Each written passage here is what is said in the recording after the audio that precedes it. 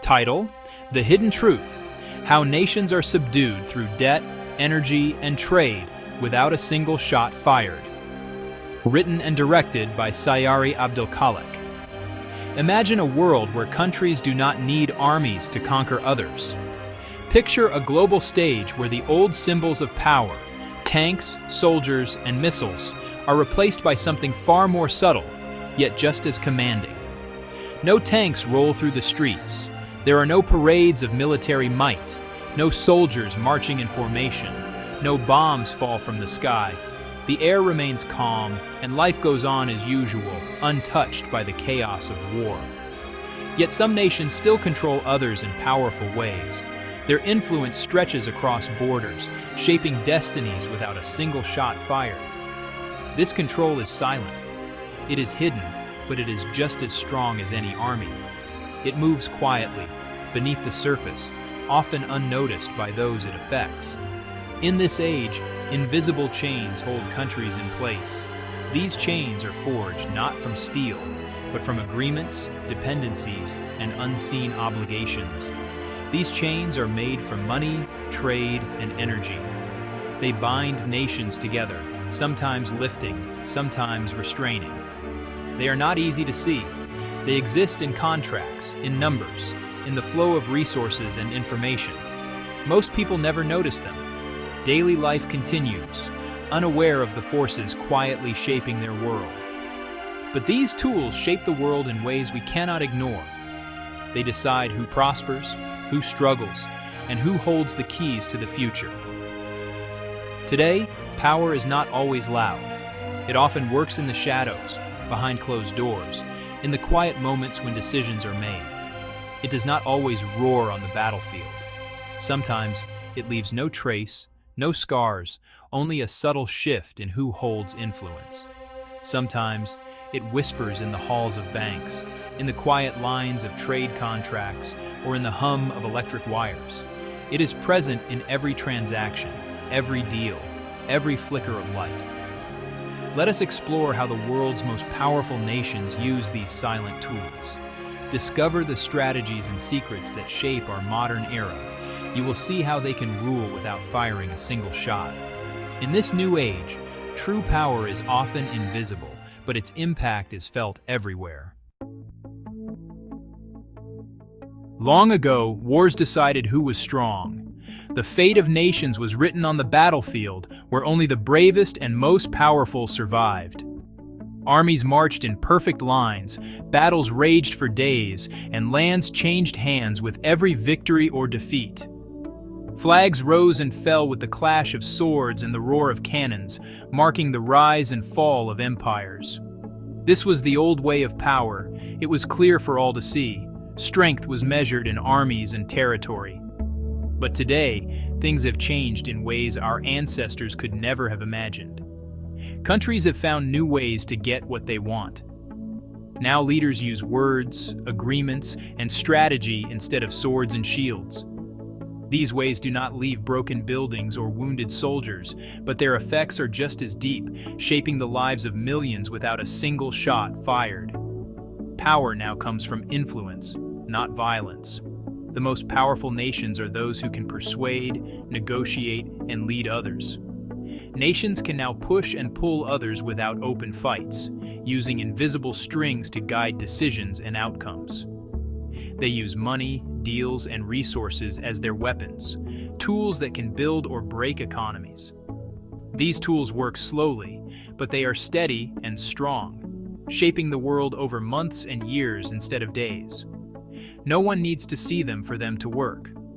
The real power often moves in the shadows, unseen by most. This new kind of control is quiet, operating behind closed doors and whispered conversations. It creeps into lives and shapes choices, influencing what we buy, how we think, and even who we trust. It is power without war, and it is changing our world in ways both subtle and profound, connecting us all in a web of influence that grows stronger every day. Every country needs money to build roads, schools, and hospitals. These are the foundations of a healthy, thriving society. Roads connect people and goods.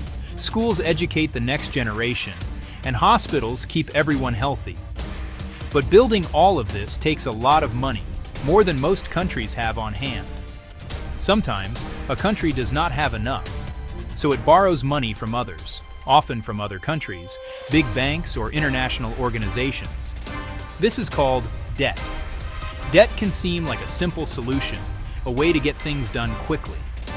Debt can help a nation grow, funding new projects and creating jobs. But it can also be a trap if not managed carefully.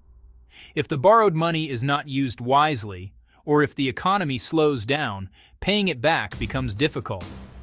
When a country owes money, it must listen to the lender. The lender can set rules, called conditions, that the country must follow. These rules can decide what the country spends money on, or even how it runs its economy. If the country cannot pay back, it faces big problems. It might have to cut spending on important services, raise taxes, or even sell valuable resources. The people may suffer, and unrest can grow. Debt is not just numbers on a page. It is a tool of control. The lender can influence decisions, shaping the future of the country in ways that may not always benefit its people. Those who lend can make demands. They can ask for changes in laws, force governments to privatize industries, or cut social programs. Lenders can even control what the country buys or sells, affecting trade and the availability of goods for ordinary people. Sometimes, countries fall into debt traps. They borrow more and more, just to pay off old loans, until they cannot escape. At that point, the lender holds real power over them, shaping their destiny for years to come. Let us look at some examples. Many African countries have borrowed money to build roads and ports. Sometimes they borrow from powerful countries like China. If they cannot pay back, they must give up control over important things, like ports or land. Another example is Greece. A few years ago, Greece borrowed a lot of money from Europe. When it could not pay, Europe told Greece to cut jobs and close services. People lost work, and life became harder.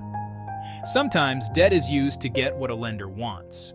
The lender might say, "Give us your resources, or let us build our factories here." The country must agree, because it needs more loans or help. In these ways, debt is more than just money. It is a silent chain that can control a nation's future.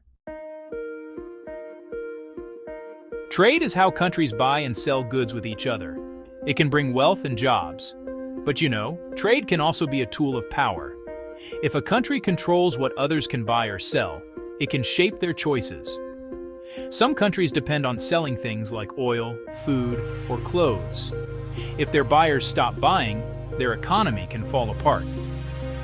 The buyer holds power. They can demand lower prices or special deals. On the other hand, some countries need to import things like food or medicine. If the seller stops selling, the country can suffer. This gives the seller power too.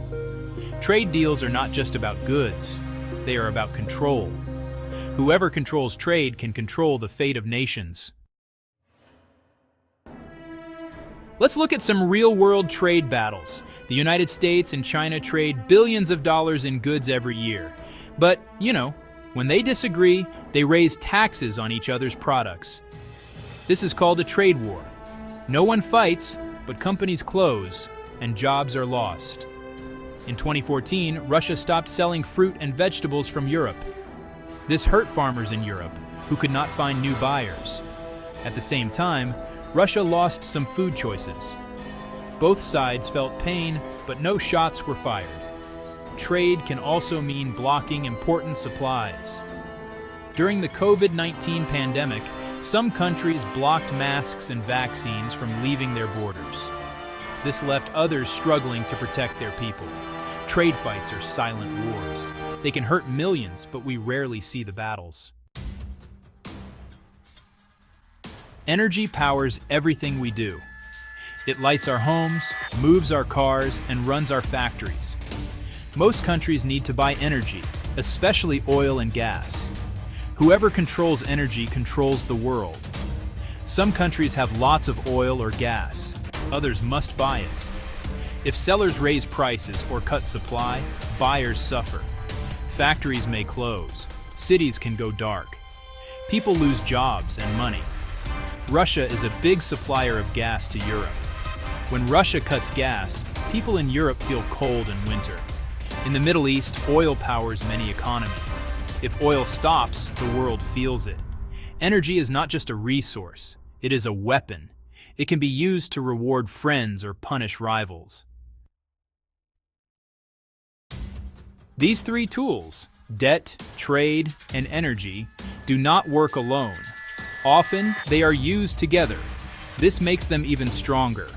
A country may lend money, then control what a nation can buy or sell.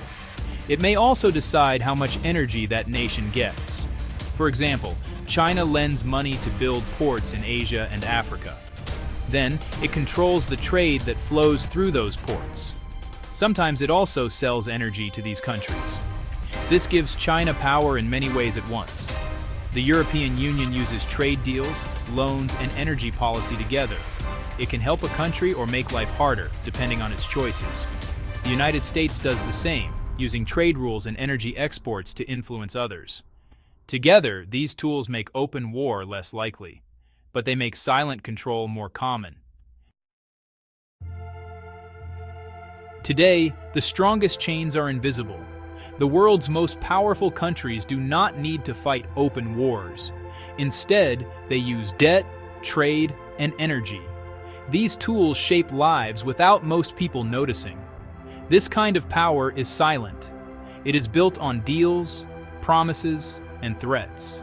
It is hard to see, but it is always there.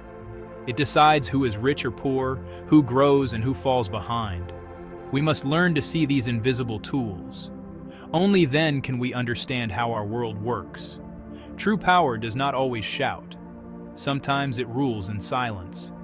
In today's world, the real masters hold their power quietly. Their weapons are deals, not guns. In this silent war, the strongest voice is the one we never hear. All rights reserved. No part of this work may be reproduced or redistributed without the explicit written permission of the author. With regards, Sayari Abdulkhalik.